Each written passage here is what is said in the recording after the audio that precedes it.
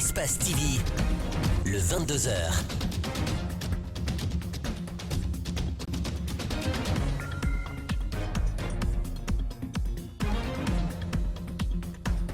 Il est 22h à Conakry. Bonsoir à tous, bienvenue à ce journal. Voici les titres qui concentrent l'actualité de ce vendredi.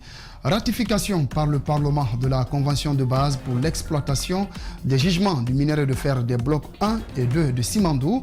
Le ministre des Mines parle d'une opportunité. La mouvance rappelle ce qu'elle qualifie de prouesse obtenue par Alpha Condé, alors que certains députés évoquent des zones d'ombre que prévoit la Convention. Quelles sont les zones d'ombre soulevées? Élément de réponse dans ce journal. Et puis nous ferons le point sur les passations de services entre ministres sortants et entrants à la faveur du récent remaniement ministériel. Enfin, en France, en plein débat de violences policières, Christophe Castaner défend encore une fois des officiers de la police. Voilà pour le sommaire de ce 22h. Bienvenue à tous. Les députés, avec une majorité écrasante, ont ratifié ce vendredi la convention de base pour l'exploitation des gisements du minerai de fer des blocs 1 et 2 de Simandou par Winning Consortium Simandou. Le projet qui intègre la réalisation d'infrastructures ferroviaires et portuaires porte sur un investissement de 14 milliards de dollars. Le ministre des Mines parle d'une opportunité. La mouvance rappelle ce qu'elle qualifie de prouesse obtenue par Alpha Condé, alors que certains députés évoquent des zones d'ombre. Explication, Mamadou Sadio Baldé, Amara Alex Silla. Dans les documents, tout est parfait aux yeux du gouvernement, le ministère des Mines et de la Géologie en tête. Le projet du consortium SMB Winning porte sur un investissement global de 14 milliards de dollars. La société s'engage à investir 6 milliards de dollars sur fonds propres. 2 députés seulement s'abstiennent, les autres l'adoptent avec une majorité écrasante. Arracher ce projet dans les portefeuilles de Rio Tinto n'a pas été une mince affaire, se rappelle Souleymane Keita. À mon avis, le plus important, les blocs 1 et 2 de Simandou étaient déjà bazardés. Il a fallu une bataille du professeur Alpha Condé avec le patron de BSGR, Benista Emers, pour pouvoir remettre ces 2 blocs importants de jugement de fer dans le portefeuille de l'État guinéen. Aboubakar Souma ne veut pas que l'État retombe dans ses travers comme par le passé. Les erreurs et les fautes doivent être corrigées pour éviter de perdre et enfin gagner. Le département pouvait faire mieux.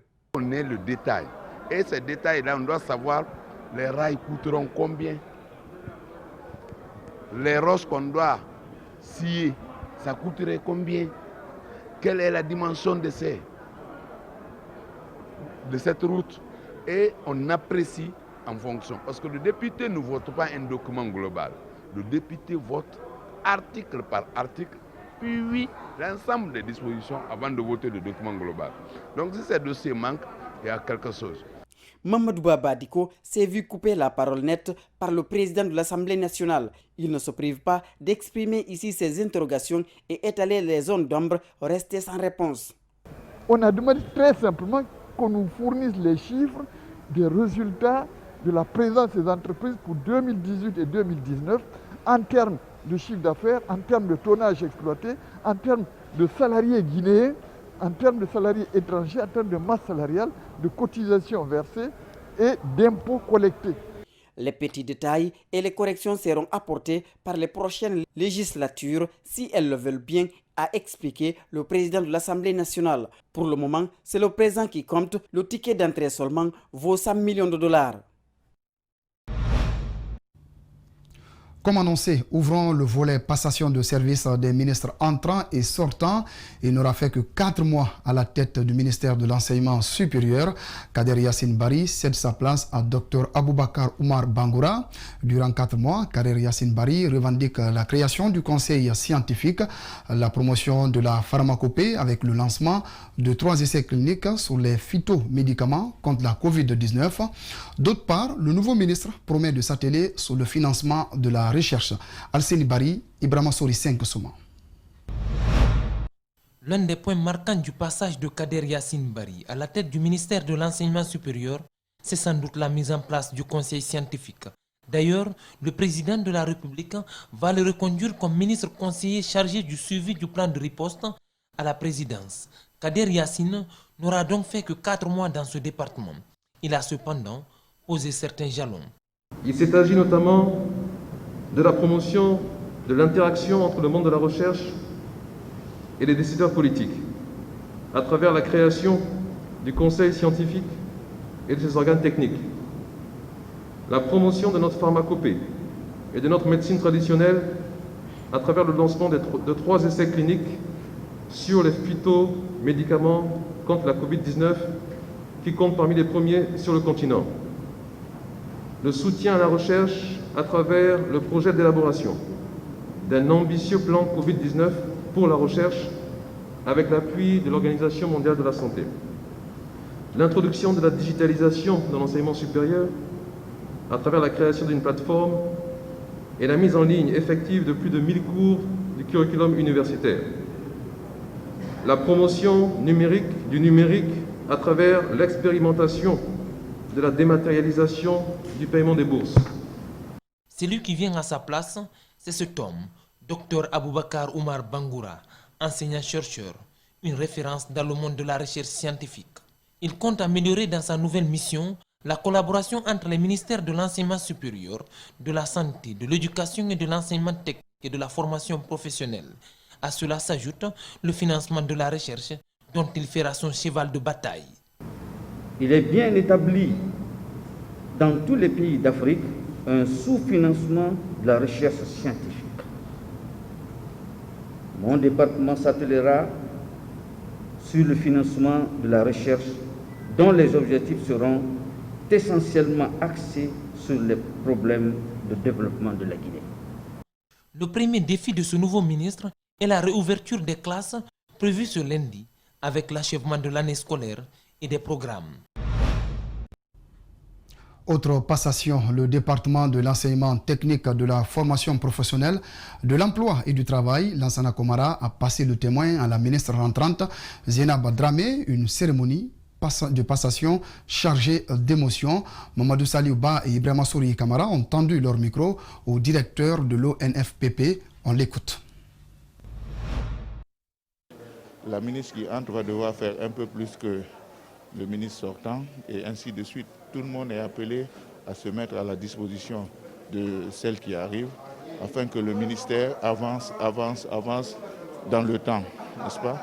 Et comme je l'ai toujours dit, et comme la ministre aussi l'a rappelé lors de sa présentation, il y a des projets en cours qu'elle va devoir terminer et il y a des projets qu'on a écrits, qu'on a élaborés, qu'elle va devoir entamer et avec pour objectif de réussir. Et pour réussir, nous, cadre du ministère, nous nous mettons entièrement à sa disposition sur le plan technique et nous lui disons qu'elle peut compter sur nous. Et puis, il y a également eu passation au ministère de l'Hôtellerie, du Tourisme et de l'Artisanat. Salah Fani Kamara a pris fonction et promet de s'investir donc avec les cadres de son département pour promouvoir le potentiel touristique guinéen. Nous reviendrons sur cet élément dans nos prochaines éditions d'information. Direction la CENI, Commission électorale nationale indépendante, où le commissaire Mamadi Troua Kaba vient d'être nommé porte-parole de l'institution électorale par le président cabinet Cissé. La note de service a été prise ce jeudi. Le nouveau promu mesure l'ampleur des tâches qui l'attendent. Mamadou Kalisso, Lamine Silla, reportage. Pour bon nombre d'observateurs, il était pressenti à la tête de la Commission électorale nationale indépendante. Finalement, il vient d'être nommé porte-parole de l'institution en charge des élections. Le nouveau promu est conscient de l'ampleur des défis qui l'attendent. J'assumerai cette responsabilité avec le plus grand dévouement, avec la plus grande sérénité et la plus grande retenue, mais dans la responsabilité. L'opposition guinéenne vient de rejeter la date du 18 octobre pour le premier tour de l'élection présidentielle. Mamadi Troua Kaba précise que cette proposition fait référence à l'article 43 de la Constitution. En Guinée, la Constitution trouve un intervalle de temps. Et cet intervalle de temps, c'est que l'élection doit être organisée 90 jours au plus et 60 jours au moins avant la fin du mandat du président en fonction. C'est ce qui est indiqué à l'article 43 de la Constitution. Et donc, c'est dire que la CENI est tenue au respect de cette disposition constitutionnelle et c'est sur la base de cette disposition, bien entendu, que cette proposition de date a été faite. Si cette date est entérinée par le président de la République, un chronogramme sera décliné par la Commission électorale nationale indépendante. Un chronogramme qui devrait prendre en compte les étapes nécessaires pour un scrutin inclusif et transparent. Dans l'actualité encore, la célébration de la journée internationale contre l'abus et le trafic de drogue vise à prévenir la société sur les dégâts de ce stupéfiant chez les consommateurs. Ils sont plus de 2 millions à travers le monde en 2018, soit 30% qu'en 2009. Nous avons rencontré des anciens consommateurs de drogue dans un centre de traitement. Animé par des regrets, ils déconseillent la pratique. Mamadou Boulere Diallo, Yacouba Traoré nous signent ce reportage. Centre de prise en charge des jeunes en situation difficile. Des jeunes en nombre sous traitement parce qu'ils ont été ou sont sous l'effet de la drogue. Abdoulaye Kantara en a consommé durant 21 ans. Je me suis senti tellement bien avec ma santé, avec ma nouvelle santé, ça m'a donné le courage d'arrêter mes habitudes, parce que j'ai su que ce n'était pas bon pour mon corps. Pourquoi consommer la drogue? Et comment se sentent les drogués après la prise? Ce jeune a fumé du cannabis pendant 5 ans. Quand on consomme la drogue, on sent une sensation extraordinaire en soi, quoi. Après, c'est le regret qui s'installe, témoigne-t-il. Lorsque j'étudiais, je consommais.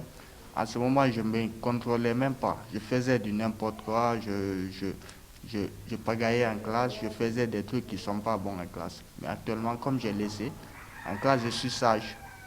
Souvent, les jeunes ignorent les conseils des parents pour se livrer à la débauche. Mes parents, ils le savaient que je fumais, mais ils ont beau parler. C'est moi qui ai refusé d'entendre, d'écouter. Parce que j'étais entouré des gens qu'on dit des gangsters. Les conséquences sont d'ordre financier, physique et juridique, déclare son médecin qui dit avoir traité plus de 52 cas depuis janvier 2019. Quand nous prenons la personne selon la symptomatologie au cours de sa cure. Et souvent, le séjour de la cure, c'est 2 semaines. Accompagné maintenant de la psychothérapie. Mais s'il y a un problème somatique associé, il faut au moins, il y a des pathologies de 6 mois, il y a des pathologies de 1 an, de 3 ans, comme ça. Après le traitement, certains replongent dans la consommation. Pour prévenir ces éventualités, le coordinateur a sa propre méthode. Et donc nous avons dit pour barrer à ça, pour pallier à ça, il faut les trouver des occupations saines et prometteuses de revenus. D'où nous avons créé la réinsertion socio-professionnelle. Lutter contre l'abus, mais aussi le trafic de drogue. Ce responsable de l'unité de ciblage préconise la vigilance. Il y a peu de vigilance qu'on estime pour que les gens puissent vraiment être bloqués pour ne pas qu'ils profitent de cette situation d'allègement par rapport au vol cargo ou bien de vol humanitaire pour profiter et infiltrer des choses illicites, notamment des stupéfiants. Le thème de cette année, c'est une meilleure connaissance pour de meilleurs soins. Restons dans le même cadre, les autorités chargées de réprimander les vendeurs et consommateurs ont fait une communication. Le secrétariat général de la présidence chargé des services spéciaux contre la drogue et le crime organisé s'est montré préoccupé par la recrudescence du phénomène en Guinée. Les propos de M. Mohamed Sekou Diakité ont été recueillis par Mamadou Boulere Diallo et Yacouba Traoré. On l'écoute.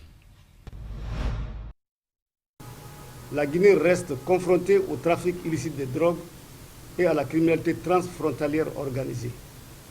Mais grâce aux réformes engagées, tant sur le plan légal qu'institutionnel, des résultats fort encourageants ont été enregistrés cette année.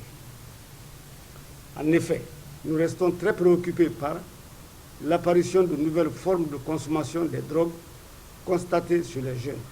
Il s'agit notamment de la consommation des drogues dures, cocaïne et crack, à travers la chicha dans les bars et boîtes de nuit.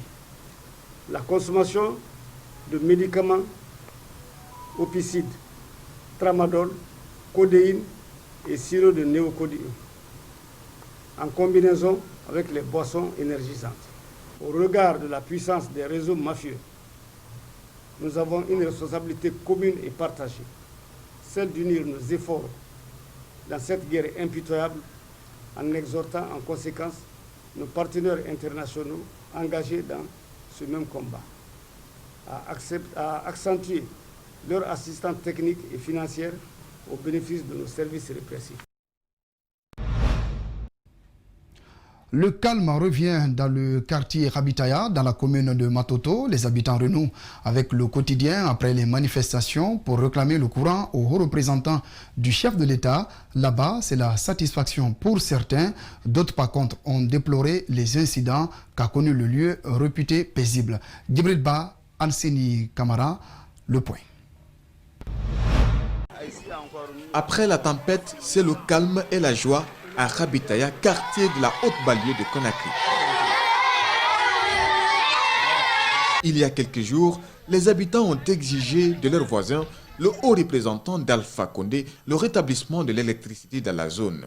C'est un immense soulagement qui caractérise Camara, qui a fait la prison suite à la manifestation. Nous sommes très contents parce que ce qui a été passé, comment dirais-je, avant-hier, ça a été une grande erreur pour tout le monde. Au fait, la décision que nous, la jeunesse, on avait, donc ce n'est pas de cette manière que ça a été passé. Dans toutes les concessions, il y a le courant. De quoi effectivement réjouir cette dame qui a salué le geste d'un voisin qui a trouvé l'alternative après les incidents. Grâce à M. Gabi, sans lui, on ne pourra pas avoir le courant. Il nous a enlevés dans l'obscurité. Que Dieu lui soit reconnaissant. Cet autre ressasse encore les conséquences du mouvement. Pour elle, cela ne valait pas la peine d'en arriver là. Nous sommes ravis, mais les manifestations nous ont causé vraiment des dommages. Nous ne sommes pas contents de notre voisin Claude Kori Kondiano. Au moment où nous quittions les lieux, la résidence du haut représentant du chef de l'État, Claude Kori Kondiano, est toujours sécurisée par des policiers. Retour du calme dans le quartier Rabitaya après des journées de manifestations pour réclamer le courant. Un reportage signé Djibril Ba et Alseni Kamara. Un accident de la circulation s'est produit dans la matinée de ce vendredi sur la transversale T6. Bilan, 5 personnes gravement blessées et le véhicule complètement endommagé. Le manque d'expérience des jeunes adolescents qui conduisaient serait la cause de l'accident. On fait le constat dans ce reportage de Bernard Koundouno et Lamine Silla.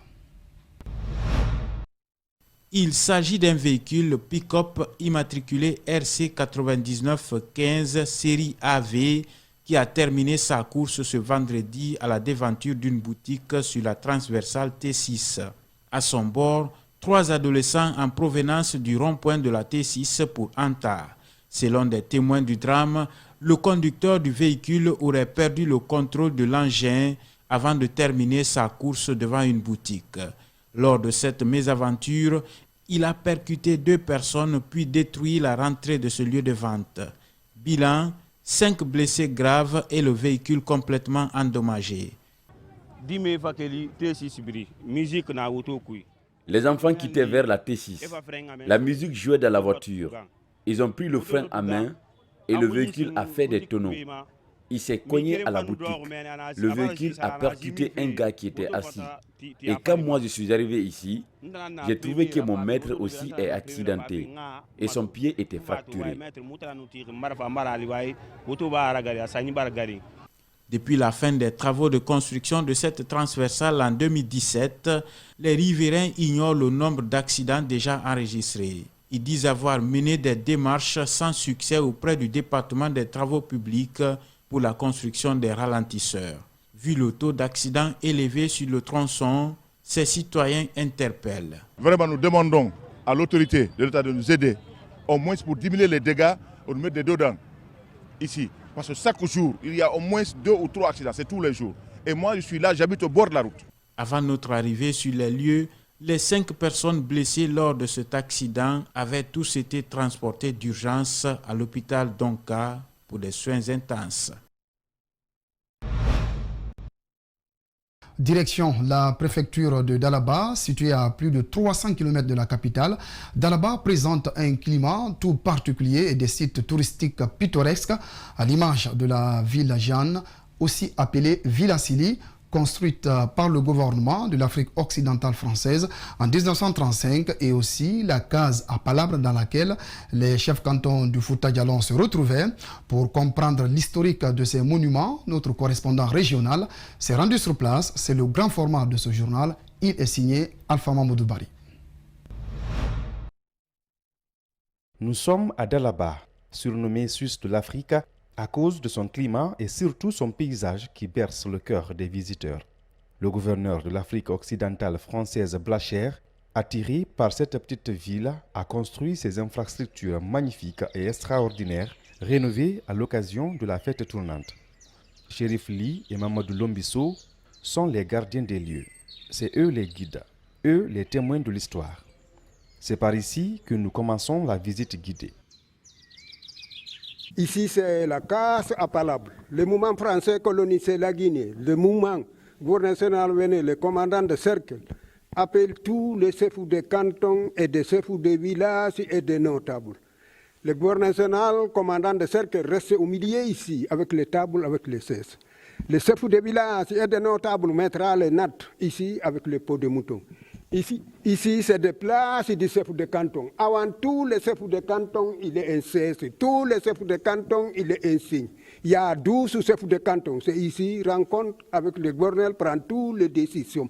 Même le premier décision, indépendance guinéenne, c'est ici. C'est ici les discuter, ici, après ici, les partis à Conakry rencontrent le général de Gaulle. C'est en 1936 que cette case extraordinaire a été construite par des vrais architectes peuls. Les murs gravés de symboles ont tous des significations singulières. Rien n'est fait au hasard. Les grandes portes là, c'est pour le gouvernement national avec les commandants de cercle. Ça là, c'est pour les chefs de canton. Ça là, c'est pour les chefs de village. Ça, c'est pour les notables. Et chacun, il y a des signes. Chacun différent, les signes. Tu as vu? Et là-bas, c'est pas la même chose. Là-bas encore, et là-bas, c'est pas la même chose. Il y a 12 chefs de canton. Chacun ton signe. À moins de 50 mètres de la case à Palabre, la Villa Dianine, rebaptisée Villa Sili après l'indépendance en 1958. L'édifice a été construit en 1935 et comprend 5 chambres et ses tables en terre battue. Bon, ici c'est le chambre gouverneur temps colonial, le gouverneur général l'AOF. Mais j'ai habitude à Sénégal, c'est lui Sénégal. Mais chaque vacances, se doit venir proposer avec ta famille. Tu as vu, c'est le lit gouverneur. Mettez le matelas directement. Le gouverneur s'est dormi sur le matelas. Après, le gouverneur, c'est le chambre président Sékou Touré. Les deux là, c'est la même chambre. Sur les lieux depuis l'ère coloniale, ces gardiens ne bénéficient aujourd'hui d'aucune rémunération. Ils ne sont presque l'ombre d'eux-mêmes. Depuis 1967, ceci là. Depuis Sékou Touré est mort, nous n'avons pas eu de salaire. Depuis, Lansana Conté a pris le pouvoir, il est payé nous 4 ans. Depuis lors, jusqu'à aujourd'hui, il n'y a pas de salaire. C'est grâce à M. le préfet, chaque fin de mois, donnez-nous prix un sac de riz. Depuis sa création en 1932, Dalaba est devenu le point d'attraction de plusieurs étrangers grâce à ses nombreux sites historiques, mais aussi son climat particulier et favorable à tous. C'était donc l'historique des monuments de la préfecture de Dalaba. C'était donc un grand reportage signé Alpha Mamadou Bari, des monuments qui méritent attention et valorisation. Remise ce mercredi 24 juin d'un important kit sanitaire de lavage de mains au groupement d'intérêt économique PME et les artisans de la préfecture de Bokeh. C'est un don du gouvernement canadien à travers le projet d'appui au développement et à la croissance économique et durable en zone extractive. La cérémonie s'est déroulée en présence des autorités locales de Bokeh. Bailoba Salif Lifo Sissé. Ce don, composé de 3 760 cartons de savon, 7 890 bavettes, 1880 kits de lavage de mains et 7 890 paires de gants, vise à aider les autorités dans la lutte contre la propagation du Covid-19. Nous avons mobilisé 1800 kits.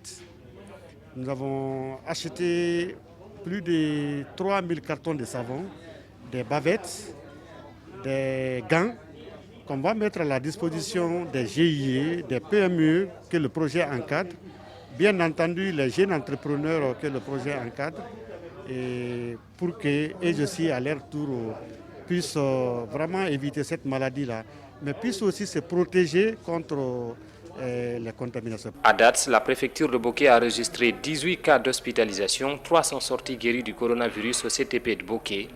Le préfet s'est félicité de cette assistance symbolique du gouvernement canadien à travers le projet ACCED. Ceci a participé au développement de Boké, tant sur le plan social qu'économique. Nous connaissons donc les exploits de ceci et c'est à ce prix que nous félicitons. Parmi tant d'autres sociétés ou tant d'autres ONG, nous félicitons ceci et nous décernons à ceci, au nom du gouvernement de la République, la plus belle assistance des médailles. Ces kits sanitaires ont été fabriqués sur place par les groupements d'intérêt économique, les petites et moyennes entreprises et les entrepreneurs de Boké. Ils ont été formés par le projet ACCED. Ces jeunes et femmes évoluent dans le domaine de la saponification et le maraîchage. On est vraiment content du projet ACCED. Je suis parmi les jeunes que le projet ACCED a formés. Nous avons reçu des formations d'entrepreneuriat qu'on ne connaissait jamais.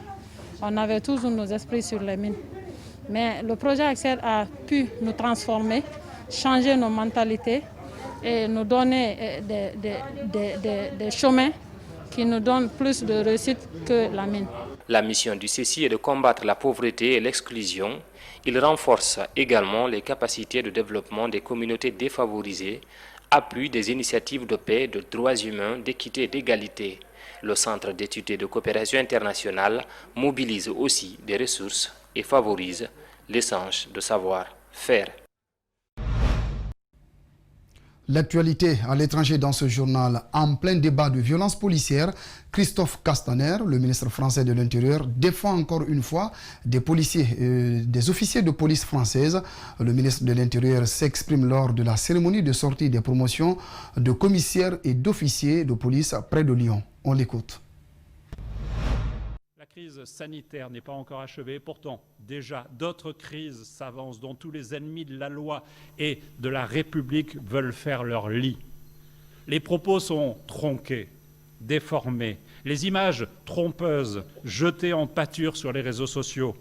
Hier, des députés s'autorisaient à traiter les policiers de barbares. Et voilà qu'à présent, des élus, ceints de l'écharpe tricolore, inaugurent à Stein une fresque de la honte, une fresque choquante qui mélange tout, qui confond tout. Ces derniers mois le montrent, malgré le travail, malgré votre passion et votre soif de service, les amalgames sont rapides et les anathèmes vite jetés. Des repères autrefois clairs sont aujourd'hui brouillés. Transformés en terrain, maisons inondées, des habitants d'Abidjan font un constat des dégâts après des pluies diluviennes qui ont frappé la capitale économique ivoirienne jeudi, faisant 3 morts. Suivez.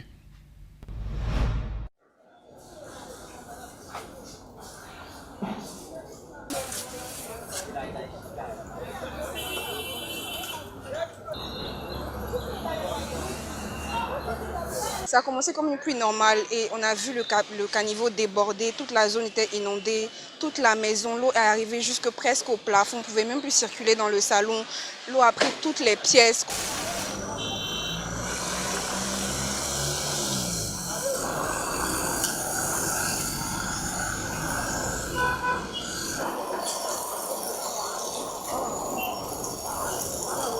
Bon, on a vu que ça montait, c'était vraiment haut, donc on a décidé de sortir pour aller là-bas. C'était vraiment difficile même pour s'en sortir. Donc on a lutté avec les parcs vraiment lourds dans le courant d'eau et tout ça. Puis on est arrivé au feu là-bas. Et à notre retour, on est venu ouvrir les magasins. Comme vous le constatez, on a tout perdu, toutes nos machines, le niveau de l'eau était vraiment haut. Voilà nos affaires, on ne sait vraiment pas où aller. Ça, c'est clair. Parce qu'on ne peut pas dormir dedans déjà. Et puis, on ne sait pas où aller. Un coup comme ça, tout se passe aussi rapidement. Voilà.